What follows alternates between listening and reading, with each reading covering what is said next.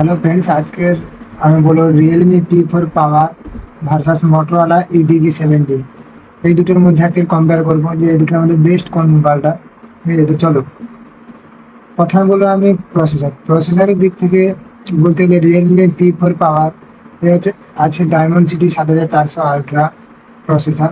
আর Motorola H70 আছে Snapdragon 7 Gen 4। আচ্ছা, এর মধ্যে দুটোই সমানই আছে। ঠিক আছে, এবার আছে ডিসপ্লের কথা বললে Realme P4 আছে 618 অ্যামোলেড 144 হার্জ ডিসপ্লে। আর মোটরোলা যাচ্ছে 6.7 পোলেট 120 হার্জের ডিসপ্লে। এখানে তো কোনো কথাই হবে না, রিয়েলমি এগিয়ে আছে, কারণ এতে পেয়ে যাচ্ছে অ্যামোলেড ডিসপ্লে। আর মোটরোলাতে দিচ্ছে পোলেট ডিসপ্লে থেকে অ্যামোলেড ডিসপ্লে একটু হাই কোয়ালিটির হয়, ভালো। আচ্ছা, এরপরে আসি ব্যাটারির দিক থেকে দেখা গেলে Realme P4 আগে আছে, কারণ এতে আছে 10,000 mAh ব্যাটারি। আর মোটরোলাতে আছে 5,000 mAh ব্যাটারি, এই জন্য Realme P4 পাওয়ার এগিয়ে আছে। এরপরে আছে চার্জিংয়ের দিক থেকেও Realme P4 এগিয়ে আছে। 80 ওয়াটের চার্জ দিচ্ছে চার্জিং। আর মোটরোলা দিচ্ছে 68 ওয়াটের, এখানে Realme P4ও এগিয়ে আছে। এরপর আছে ক্যামেরার দিক থেকে কিন্তু মোটরোলা A17 এগিয়ে আছে, কারণ এতে আছে 50 এমপিয়ারের 50 মেগাপিক্সেলের ক্যামেরা দিচ্ছে।